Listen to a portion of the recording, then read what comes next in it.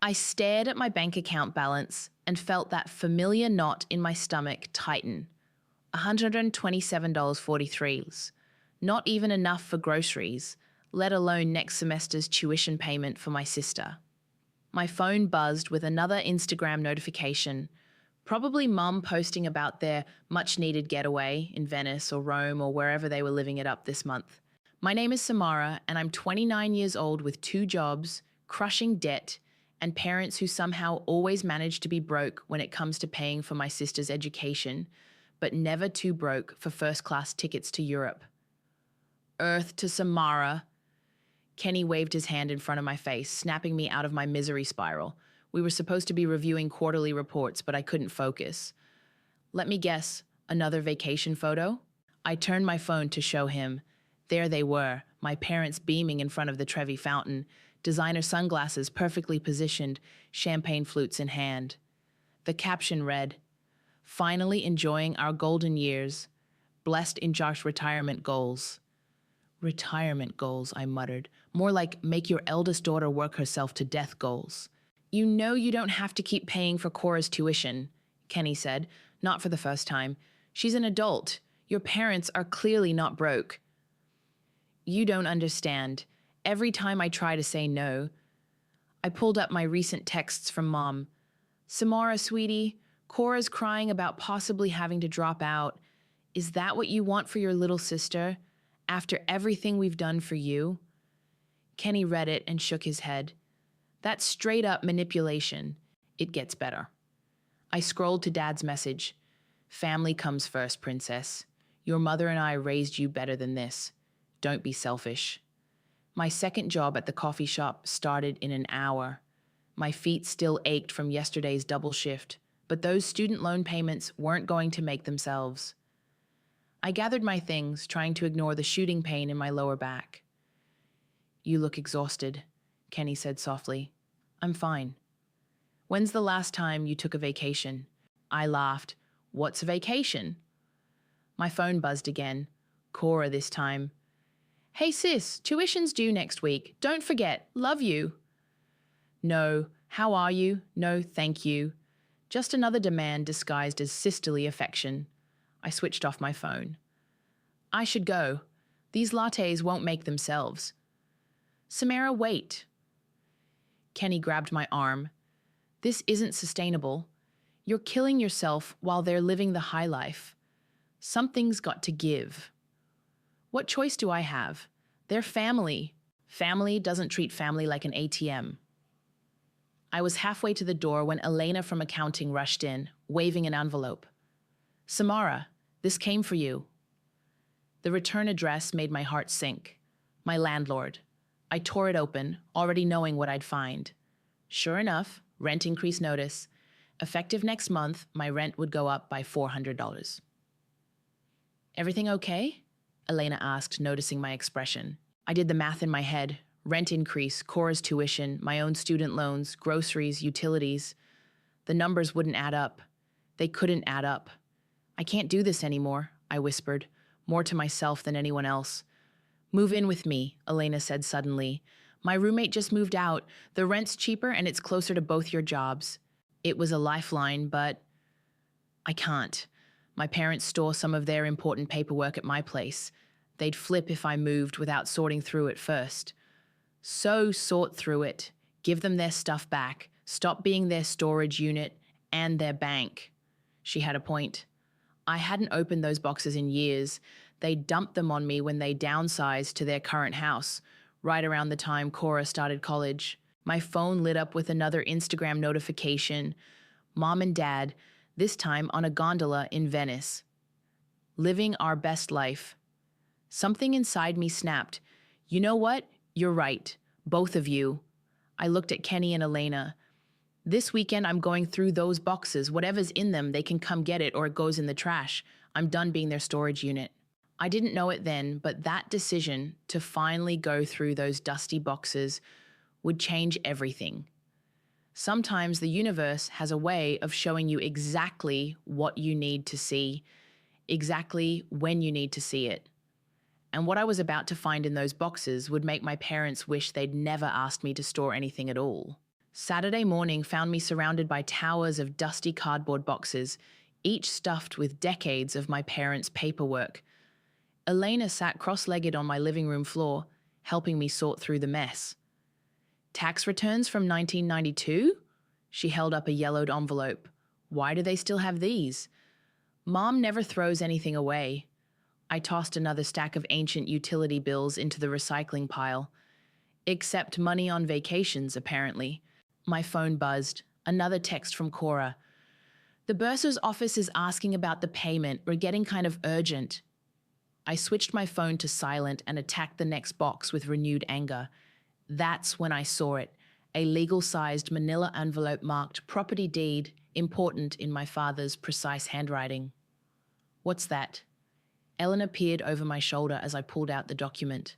My eyes scanned the formal text, then stopped dead at a familiar name. My name. I read it again, sure I was seeing things. Elena, my voice shook. Why is my name on my parents' house deed? She grabbed the paper, eyes widening. This is dated 5 years ago. It says you're the sole owner. That's impossible. But there it was in black and white. My full legal name, a notary's stamp, my parents' signatures. Call Kenny, Elena said. Now. 30 minutes later, Kenny stood in my apartment, examining the deed while I paced. This looks legit, he said finally. Your parents transferred their house to you right before Cora started college. Why wouldn't they tell you? Because they're still living there, I exploded. They've been living in my house for 5 years, making me pay for Cora's education while they gallivant around Europe. Wait. Elena was digging deeper in the manila envelope. There's something else. She pulled out a handwritten note on my mother's monogrammed stationery. Kenny read it aloud. Transfer complete. House safe from collectors now. S doesn't need to know. She'll just complicate things. We'll get it back once coast is clear. The room went silent. They used me, I whispered. They put the house in my name to hide it from creditors. Then they made me pay for Cora's education while they... I couldn't finish.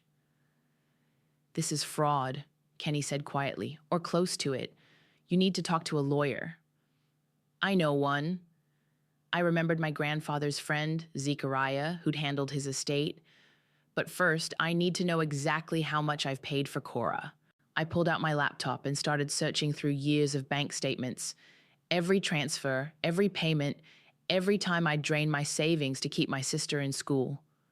Elena helped me tally while Kenny photographed the deed and note. $72,000, Elena announced finally. That's not counting interest on your credit cards or payday loans. My hands were shaking. They had the money. They had a house worth hundreds of thousands, and they watched me take out payday loans. There's more, Kenny said grimly, looking at his phone. I just ran Cora's name through public records. She has a savings account with $20,000 in it, opened 3 years ago. The betrayal hit like a physical blow. She had money? All this time?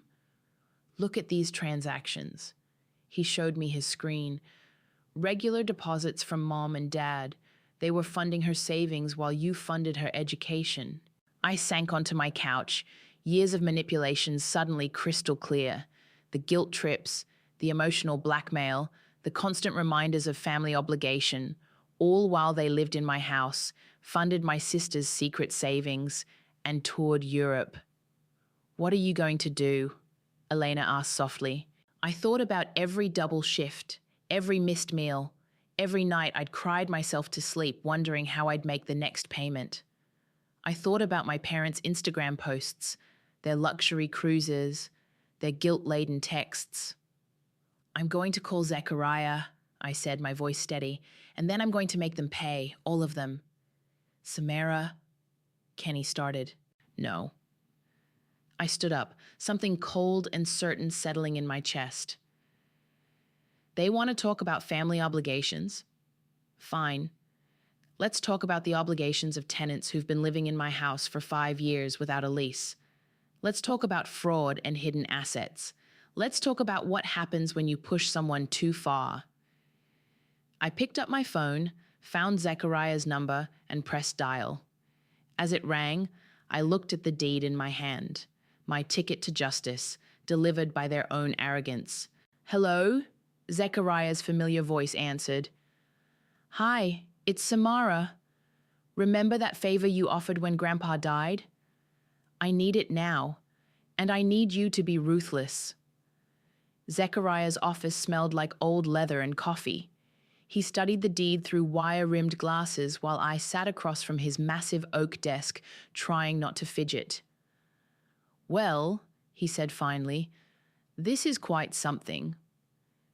He looked up at me. "Your grandfather always worried about Trenton's financial schemes. Seems he was right. Is it legal?" I leaned forward. "The deed? Oh, it's legal, all right." He tapped the document. "Properly executed, properly recorded. You've been the legal owner of that house for 5 years." My heart pounded. "And my parents living there? Without a lease?" He smiled grimly. "They're technically month-to-month tenants. But here's where it gets interesting. They've been paying property taxes, correct?" I nodded. "That constitutes rent payments. We can use county records to establish a fair market value for what they should have been paying. 5 years of back rent at market rate." He did some quick calculations. "We're looking at substantial money." Kenny, who'd insisted on coming with me, spoke up. "What about the intent?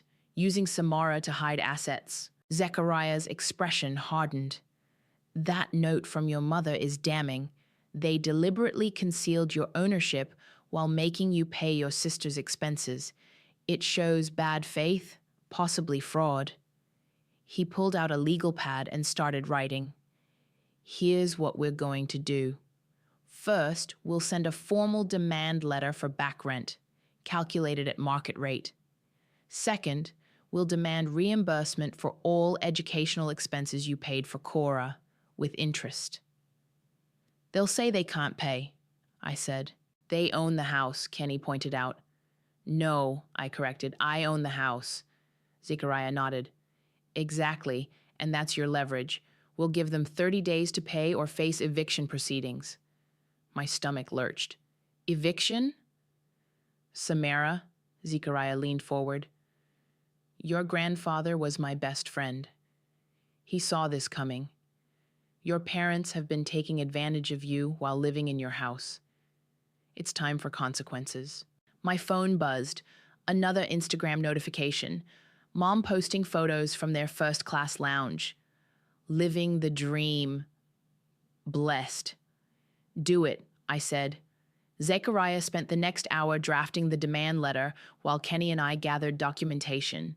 Every tuition payment, every bank transfer, every desperate text message begging for money. "Look at this," Kenny said suddenly, staring at his laptop. He'd been digging deeper into public records. "Cora's savings account? The deposits match the dates of your parents' vacation posts. They were funding her savings and their trips while you paid for school." Something cold settled in my chest. "How much total?" "Around 50,000 in deposits over 3 years, plus the 20,000 still sitting there." Zechariah looked up sharply. "Send me those records. This shows a pattern of deliberate financial manipulation." He added another page to the demand letter, then handed it to me to review. The numbers made me dizzy. Back rent at market rate, $168,000. Educational expenses, $72,000. Interest and penalties, $24,000. Total demanded, $264,000. 30 days, Zechariah said, or we file for eviction and pursue legal action for the full amount. "They'll hate me," I whispered. "They already took advantage of you," Kenny said gently. "You're just finally standing up for yourself." Zechariah pulled out one more document. "Your grandfather left this with me. Asked me to give it to you if something like this ever happened."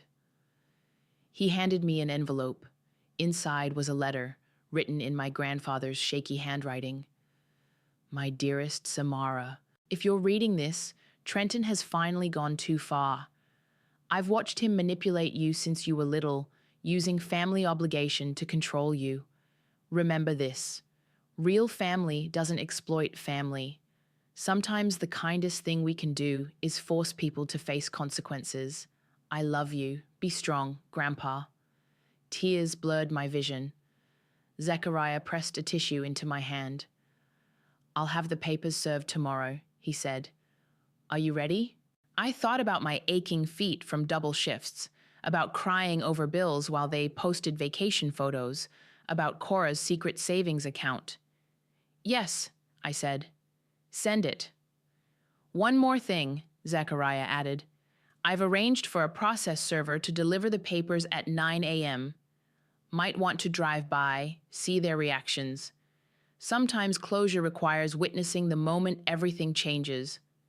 I stood up, clutching my grandfather's letter. I'll be there. As Kenny and I left the office, my phone buzzed again. A text from Cora. Seriously, sis, tuition's due. Don't make me drop out. I showed it to Kenny. He squeezed my shoulder. 24 hours from now, they'll all be singing a very different tune. Good, I said, and for the first time in years, I felt something like power. It's about time for a new song. Before the papers were served, I needed to know if Cora was as innocent as she pretended. I drove to her university campus, my hands tight on the steering wheel. She was waiting at our usual coffee spot, designer handbag on display, probably another gift from our parents. Samara! She jumped up to hug me. I was just about to text you again about tuition. Of course she was. Actually, I said, sliding into the seat across from her, I wanted to talk about Mom and Dad's house. Her smile flickered, just for a second, but I caught it. What about it? She stirred her latte, not meeting my eyes. Funny thing happened while cleaning my apartment. Found some interesting paperwork. I watched her face carefully. About the deed. Her spoon clinked against the cup. Oh? Yeah, apparently I own it. Have for 5 years, but you wouldn't know anything about that, would you? Silence. Then, look, they had their reasons, so you did know. The confirmation hit like a punch to the gut. All this time, while I was killing myself to pay your tuition, you knew they put their house in my name? They were protecting their assets, she hissed, leaning forward. And anyway, you wouldn't have done anything about it. You never do. What's that supposed to mean? Oh, come on, she rolled her eyes. You're the responsible one, the good daughter. They knew you'd keep paying, keep helping, keep being reliable old Samara. That's what you do. My coffee turned bitter in my mouth. And your savings account? The $20,000? Was that part of protecting assets too? Now she looked scared. How did you... Public records are fascinating things. I pulled out my phone, showed her the transaction history Kenny had found. Mom and Dad funding your savings while funding their vacations, all while I took out payday loans to cover your education. That money's for emergencies, she protested. Like what? Running out of spending money in Cabo? I pulled up her Instagram. Spring break photos, designer clothes, spa days. Seems like you've had plenty of cash for fun while I worked 2 jobs. You're just jealous, she snapped. It's not my fault they love me more. The cafe went quiet. Several heads turned our way. Cora's face flushed as she realized what she'd said. Samara, I didn't mean... No, you did. I stood up, oddly calm. And you know what? You're right. They do love you more, but I own their house. Her eyes widened. What are you going to do? Watch your phone. You'll find out in... I checked my watch. About 20 minutes. I left her sitting there, drove to my parents' neighborhood, my house's neighborhood, and parked down the street. Right on schedule, the process server walked up to the front door.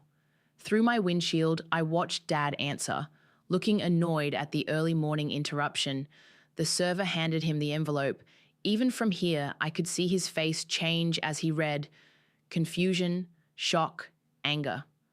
My phone started buzzing immediately. First Dad, then Mom, then Cora. I switched it off. Elena called on my work phone. Holy shit, Cora just posted the most insane rant about you on Facebook. She's saying you're trying to make your parents homeless? Screenshot everything, I said, and check Mom's Instagram. Already did. She's deleted all the vacation posts. Too late. Kenny had already saved them all. Evidence of their lavish lifestyle while I struggled. I drove to work, walking into a storm of notifications. Flying monkeys were already emerging. Distant relatives, family friends, all shocked at my cruelty. How could you do this to your parents? They raised you. Family helps family. I posted a single response. Yes, family helps family. For 5 years, I helped pay for my sister's education while working 2 jobs and taking out payday loans. Meanwhile, my parents enjoyed luxury vacations and funded my sister's secret savings account. They also put their house in my name to hide it from creditors without telling me, while living there rent-free. Now it's their turn to help family. They have 30 days to pay what they owe or find a new place to live. To family first, right? Attached were screenshots. The deed, Mom's note about hiding assets, my student loan statements, their vacation posts, Cora's savings account records. The tide turned instantly. Comments flooded in. Oh my God, they used you. This is financial abuse. Girl, get your house. My phone rang. Zechariah. They're at my office, he said. Your father's threatening to sue. Your mother's crying about family loyalty. What did you tell them?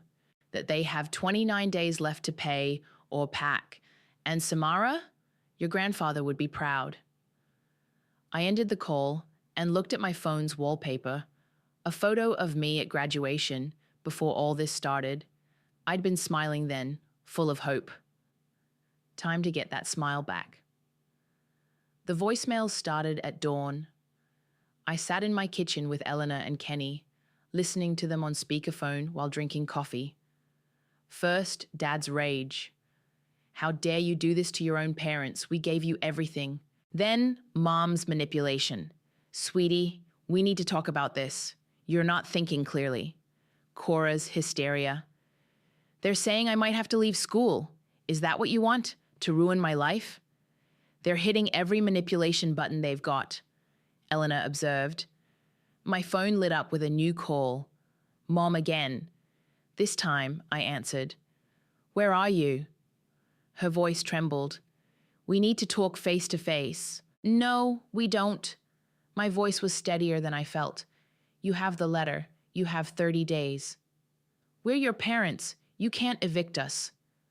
Actually, I can. I own the house.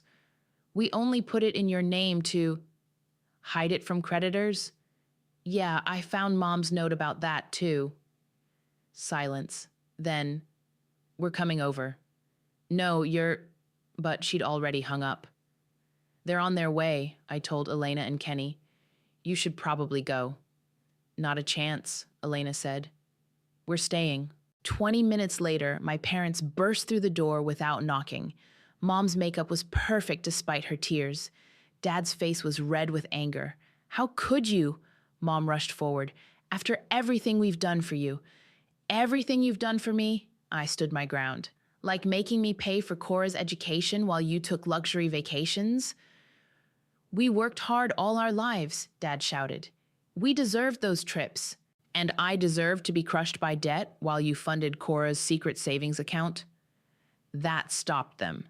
They exchanged guilty looks. That was different, Mom said weakly. Cora needed a safety net. And I didn't? You're stronger, she said. You can handle it. Kenny made a disgusted sound.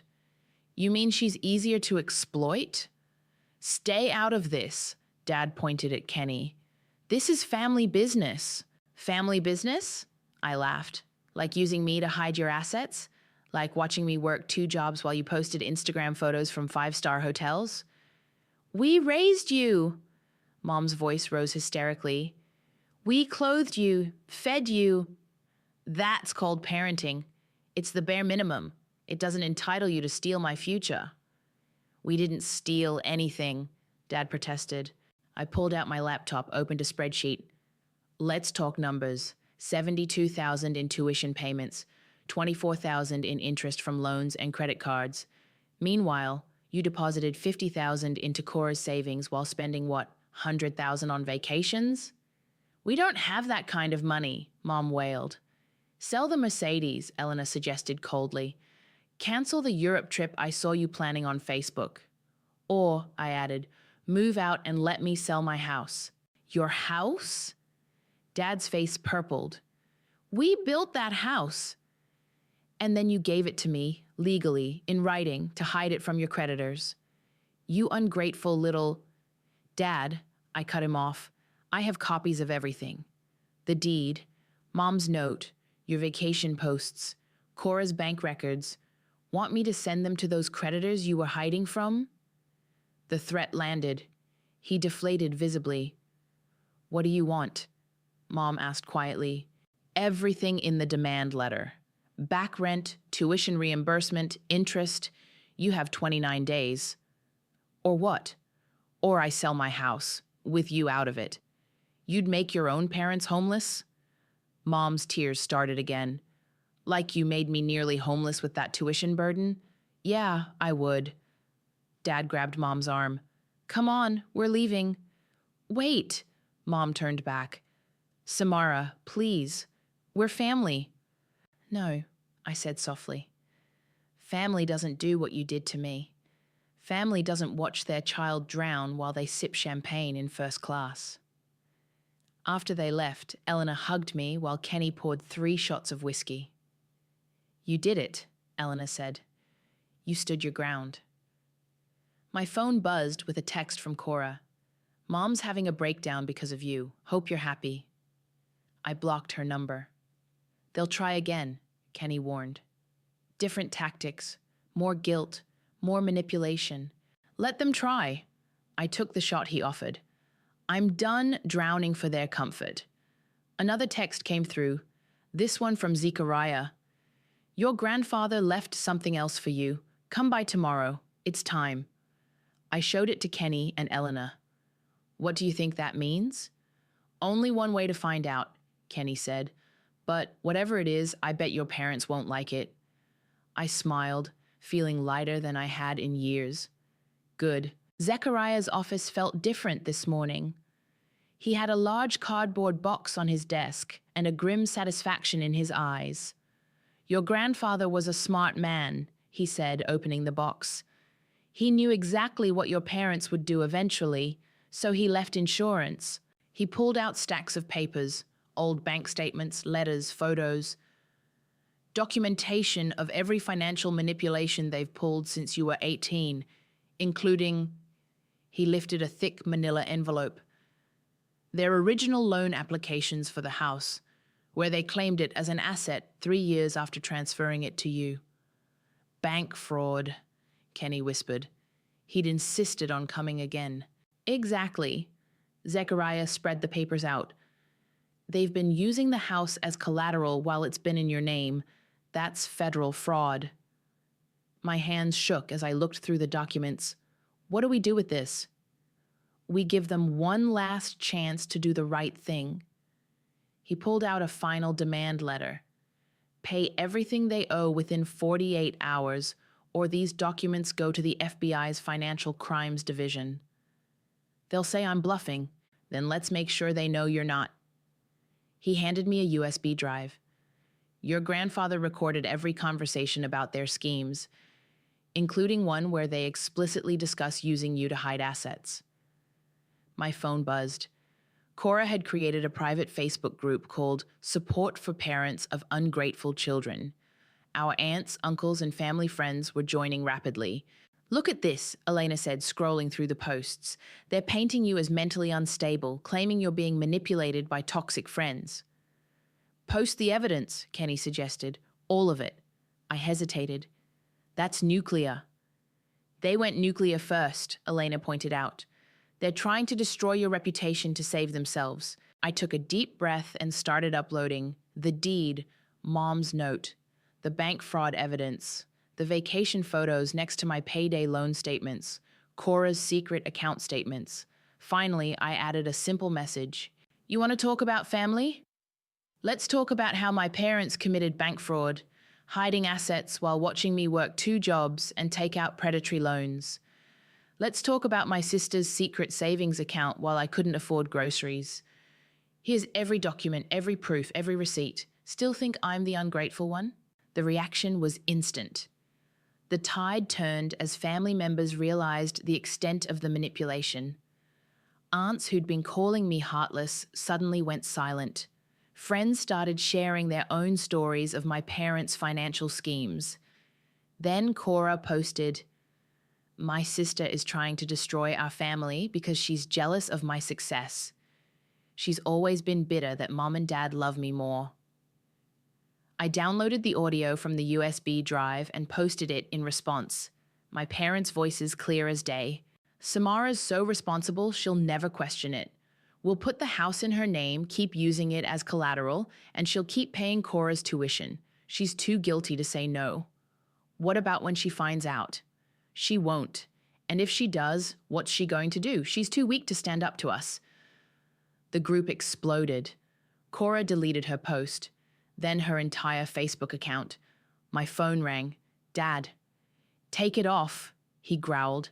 "Take it all down right now." "Or what? We're your parents. You can't do this to us. You have 47 hours to pay what you owe, every penny, or the FBI gets everything." "You wouldn't dare. Try me." I hung up. Zechariah was smiling. "Your grandfather said you'd find your spine eventually. He left one more thing." He handed me an envelope. Inside was a check, dated the day before he died, for $50,000. He wrote in his private notes that it was seed money for when she finally breaks free. Tears rolled down my cheeks. Even after death, Grandpa was protecting me. My phone lit up with a text from Mom. "We're coming over. One last time, please." "Don't," Kenny warned. "They're desperate now." "Good," I said. "Let them come. I'm not hiding anymore." Elena squeezed my hand. "We'll stay with you." "No." I stood up straighter. "I need to do this alone." Zechariah handed me one final document. "Your grandfather's last letter to them. He said to give it to them when they try their final manipulation." I took it, feeling the weight of years of preparation in that envelope. Grandpa had seen it all coming, had armed me for this moment. My phone buzzed again. "We're outside your door." "Remember," Zechariah said as I left, "you have all the power now. Use it." I walked out of his office, Grandfather's letter in my hand, ready for the final confrontation. They thought I was weak. They thought I would break. Time to show them how wrong they were. They were waiting at my apartment door. Mom clutching her designer handbag, Dad pacing the hallway. Their faces showed a desperate kind of anger I'd never seen before. "Get inside," I said, unlocking the door. "Let's finish this." Mom immediately started crying. "Sweetheart, we can work this out. We're family." "Stop." I held up my hand. "The manipulation doesn't work anymore." "Manipulation?" Dad's face reddened. "We gave you everything." "You gave me trauma," I corrected, "and debt, and years of therapy bills." "We put you through college." "No, student loans put me through college, the same loans I'm still paying while funding Cora's education." Mom sank onto my couch. "We did our best." "Your best?" I pulled out my phone, showed them their latest Instagram posts. First-class flights? 5-star hotels? While I worked double shifts at a coffee shop? "We earned those trips," Dad shouted. "With what money? The money you saved by making me pay for Cora? Or the fraudulent loans you took out using my house as collateral?" That stopped him cold. "Yes, I know about those too. Grandpa kept records." Mom's crying intensified. "Your grandfather never understood." "He understood perfectly." I pulled out his letter. "Here, his last words to you." Dad snatched it, ripped it open. His face went pale as he read. "What?" Mom grabbed it. Her mascara ran as she scanned the pages. "I've documented everything, prepared evidence, protected Samara from your schemes." She looked up. "He was spying on us? He was protecting me, like parents should. We protected you." Dad's fist hit the wall. We raised you, and now I own your house. I stood my ground. You have 46 hours to pay everything you owe, or the FBI gets the fraud evidence. You'd send your own parents to prison? Mom whispered. You'd exploit your own daughter into poverty? Silence. Here's what's going to happen, I continued. You'll liquidate your accounts, sell the Mercedes, cancel the Europe trip, pay what you owe. And if we don't? Dad's voice was dangerous. Then tomorrow, a locksmith changes the locks on my house, movers empty it onto the lawn, and the FBI gets proof of your fraud. You can't. I will. Try me. Mom stood up, straightening her designer dress. What about Cora? Her education?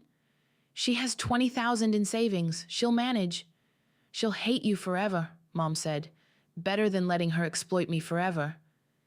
Dad moved toward me, finger pointed. Now you listen here. No. I stepped forward, watching him step back. You listen. You have 46 hours, pay or pack. Those are your only options. We're your parents, Mom wailed. You owe us. I owed you nothing, but you owe me everything. I opened my apartment door. Now get out. This isn't over, Dad growled. Yes, it is. I'm done drowning so you can swim in luxury. After they left, I sank to the floor, shaking. My phone buzzed with a text from Kenny. You okay? Before I could answer, another text came through. From Cora. I hope you're happy. You've destroyed everything. I blocked her number, then called Kenny.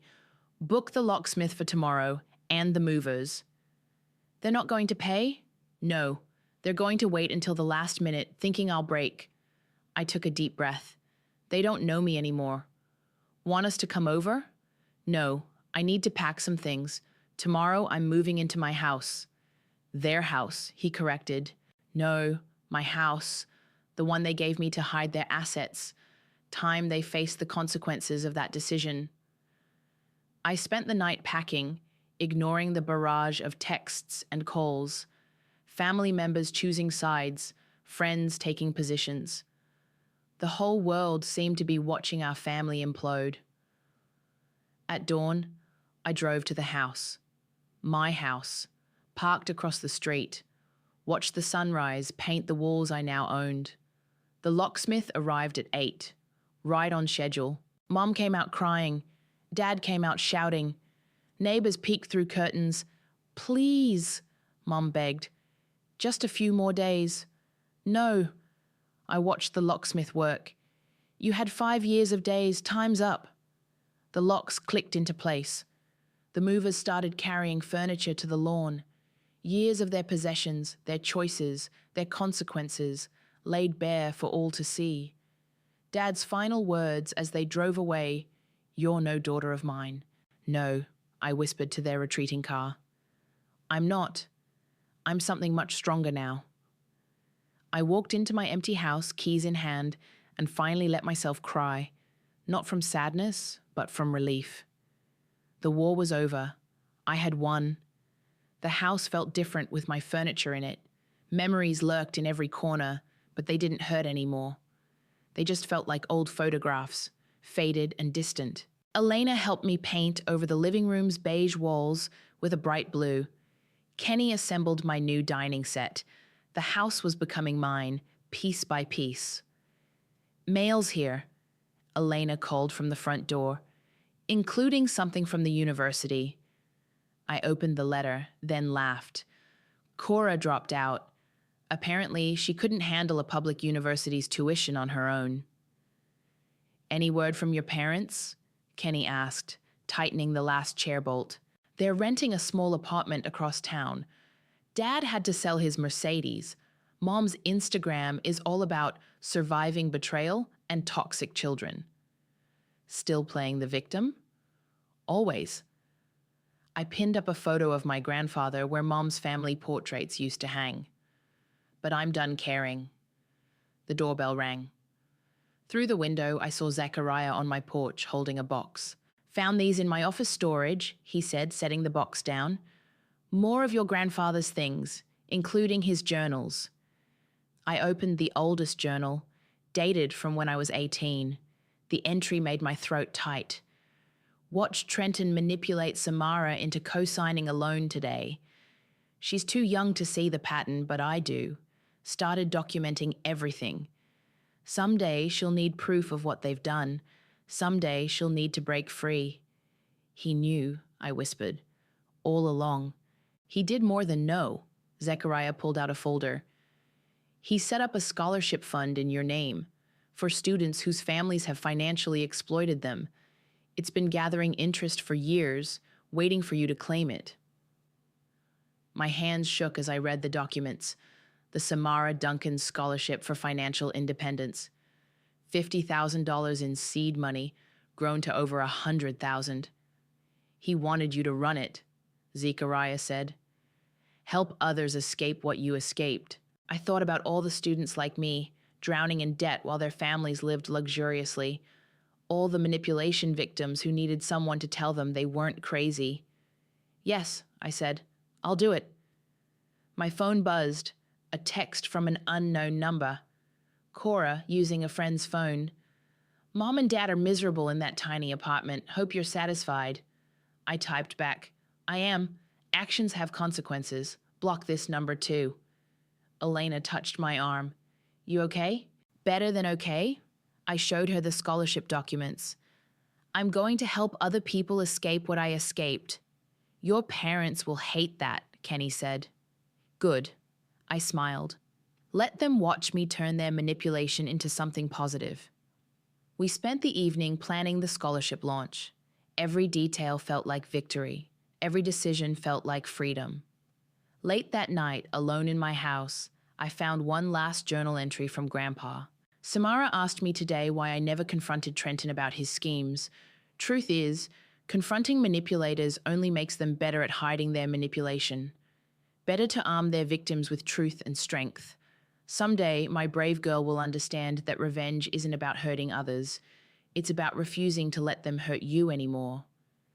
I closed the journal and looked around my living room, my furniture, my colors, my choices. The doorbell rang again. Through the peephole, I saw Mom, alone, crying. I didn't open the door. Samara, please, she called. I left your father. I see now what we did. Let me make it right. Another manipulation, another performance. I texted her, actions have consequences. You chose yours. I'm choosing mine. I'm your mother. No. You're a manipulator who gave birth to me. There's a difference. I watched through the window as she left, shoulders slumped dramatically, waited for the guilt to hit. It didn't come. Instead, I felt light, free, strong. I picked up my phone and started typing. Dear future scholarship recipients, I know what it's like to drown while your family watches from their luxury liner. I know the guilt, the obligation, the endless manipulation. I'm here to tell you, you're not crazy, you're not ungrateful, you're not a bad child. You're a survivor of financial abuse, and this scholarship is your life raft. Welcome to freedom. Sincerely, Samara Duncan, founder, the Breaking Free Scholarship Fund. I hit send, then walked through my house, really my house, turning off lights. In every room, old memories were being replaced by new ones. Better ones. Mine. Sometimes justice feels like vengeance. Sometimes healing looks like war. And sometimes the only way to honor family is to break free from them completely. I climbed into bed, in my new room, in my own house, bought with their manipulation but transformed by my strength. Finally, truly, undeniably free.